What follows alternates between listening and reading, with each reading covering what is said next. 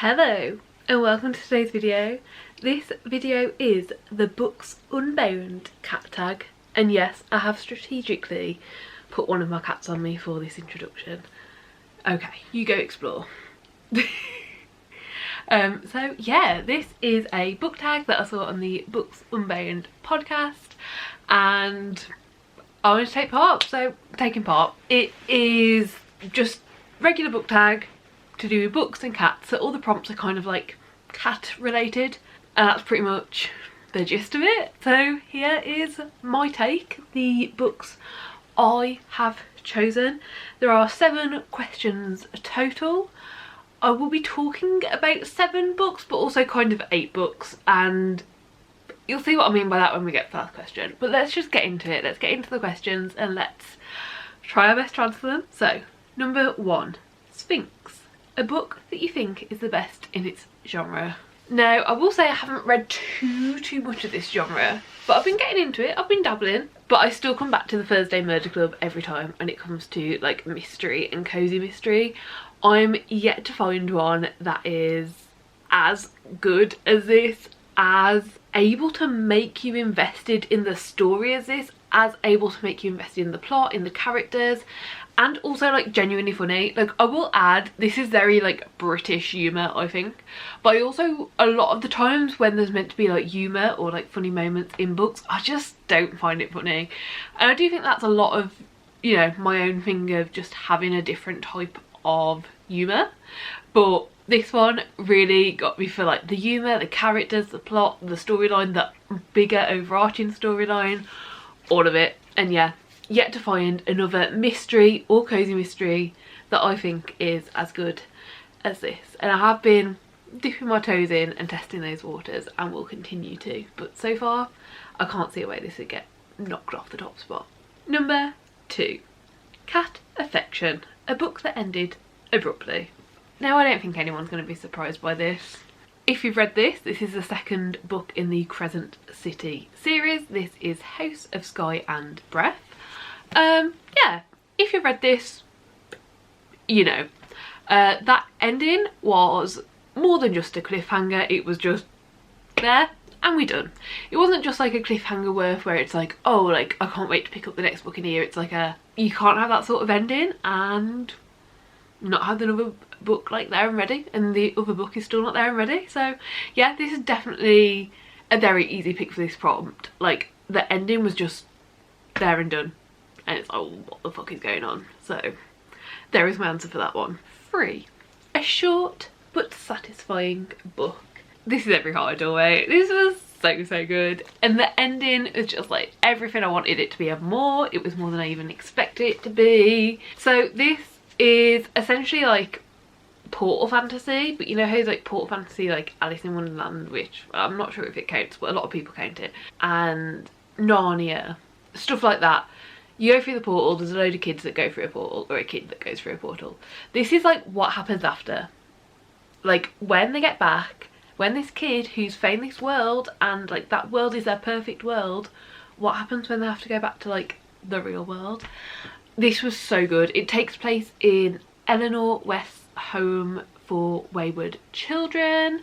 We mainly follow one character, but there's a lot of other characters involved, and as this series continues on we see different characters as main characters in different books, and this book was just great. It's less than 200 pages I think. Yeah, 171 pages, so very short, a very quick read. I think the audiobook's about 4 hours, but it's such a satisfying read, and it did absolutely everything that I feel like just made it into that, and it was, yeah, extremely satisfying. Everything was wrapped up, but there were still so many ways that we could continue. 4, Black Cat, a book you wish was being adopted by more people. Gracelyn, or like the entire realm of Gracelyn.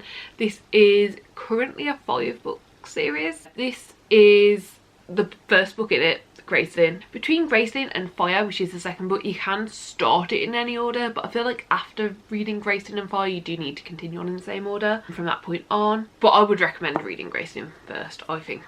overall you're just going to have a lot more fun that way and have a lot more impact with reveals that way. It's an amazing book. It's a YA fantasy, but honestly the world that we explore, I feel like, you know, especially by the time we get to book 4, is kind of on par with a lot of adult fantasy that I've read. Like maybe not high fantasy, but adult fantasy, like, yeah, it's on par with. The world itself is on par. In book 1 we have our main character h.eather, who has a grace in this world. You have graces, which basically just means that you have a specific thing that you have this power in, and you are visibly marked by that. You have 2 different coloured pupils that you get either in birth or within the first short amount of your life, and that means everyone knows you have a grace, but you don't necessarily know what your grace is.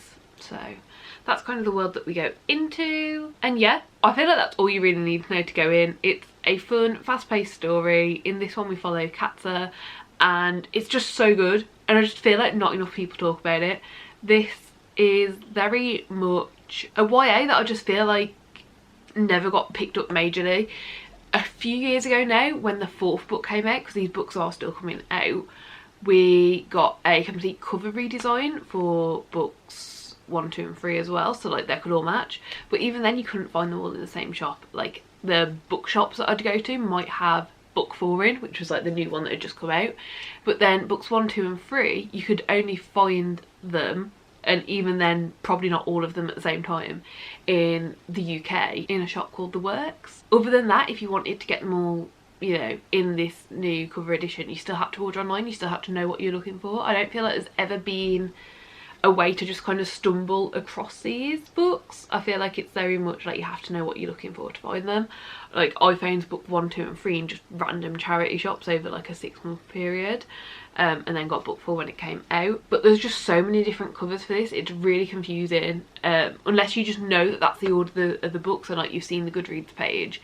I feel like you wouldn't even know if you saw them in real life that they were technically like matching books if they were different covers. So yeah, I definitely feel like a lot of people are kind of like sleeping on this series, and if you like YA fantasy, but also if you like adult fantasy, like the more like basic, not high fantasy, I think you could really love this. And like the world and the magic and all of that aspect is so interesting and so cool. 5.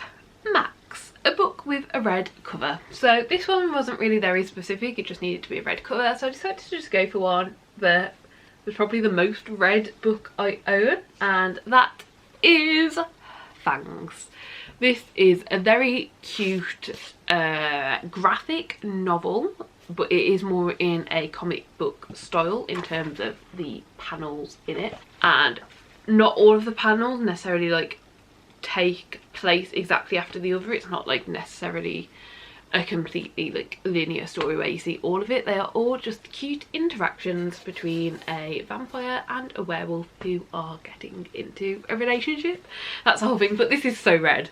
Like this is like a cloth cover and it's so red. But yeah, this is a really great, really fun graphic novel. I would definitely say check it out. And it's like, you know, within, this is on page 7, so I don't think it's a massive spoiler, but there's like a pro-con list from the vampire's perspective. Should she eat him or should she date him? And it's just like very like cute, funny, but just like cute little quips at humour rather than like needing to tell a whole big joke, and I really enjoyed it. 6. Simon, the tallest book on your shelves. So for me, I have 3 books that are the exact same height, and I've just grabbed one of them. I've actually grabbed the 3rd book in the series, but this is the Tea Dragon Tapestry, which is the 3rd book in the Tea Dragon Society series. Each of these books is the same size, so I've just gone for this one because it was the easiest to grab, to be honest. I just grabbed the first one I got. But yeah, this is a very cute graphic novel series. As you can see, they're quite massive, like it's literally bigger than my head. They're definitely, without a doubt, the biggest books on my shelves. In this graphic novel series, we have tea dragons, which are these tiny little dragons that need someone to care for them, and they each have different like tea leaves essentially that grow from them. So for instance, we have like chamomile, and for that one there's like horns that are growing out of this tiny dragon's head, and if the dragon is happy, it will produce like chamomile leaves throughout its horns and stuff like that. And it's a story very much including the dragons. They were a massive part of it, but we also have different characters that we follow it throughout different books. Yeah, very cute, very lovely, such a great read, would 100% recommend. But that is the tallest book on my shelf. And then last but not least, number 7, Willow. A book with pacing issues. No, I'm not gonna lie, I really struggled with this. I really struggled to figure this out. I think I'm quite good at remembering what books are about, quite good at remembering like how they made me feel, if I enjoyed them, why I gave them certain ratings. Turns out pacing isn't something that my head just naturally remembers, which I didn't know till now, so that's fun. That's fun to know. So I picked 2 books. One of these had really bad pacing, but I read them back to back. I can remember that one of them, the pacing was bad. Like, I'll show you the books. So these are the 2 books. We have Kingdom of Flesh and Fire and The Crown of Gilded Bones. These are books 2 and 3 in the From Blood and Ash series. I remember one of them, the pacing was bad. Like, it was really slow and then a lot happened and it was very repetitive and felt like we were just repeating a lot of things and going around in circles a lot, and the pacing felt bad. And then the other one was like that, but like 10 times worse. And I can't remember if I went from book 2 to book 3 and thought, oh, this is 10 times worse, or if I went from book 2 to book 3 and thought, the problem's still here, but it's 10 times better. Really can't remember. One of these, the pacing isn't great. One of these, the pacing is really quite bad. Like, everything happens in like the last 10% and like we don't see anything happen up until that point. So yeah, one of these has the worst pacing that I've ever read. I guess just out of the books that I've kept, I've probably got rid of books and like not read on in books. Like, I feel like a book needs to have fairly decent pacing for me to keep reading. If the book isn't making it easy and making like me incentivized to keep reading it, I'm not going to. I will just DNF or put down or whatever. So there are probably books that I haven't got through the entire book of that would be worse than these, but these are the worst that I've read all the way through. Those were all the books. Those are all the books for the prompt. I hope you enjoyed the video. I will of course link the original video down below where this tag came from. And yeah, I hope you enjoyed. Please do give the video a like if you liked it. Subscribe down below if you'd like to see more content like this, and hopefully I'll see you next time. Bye!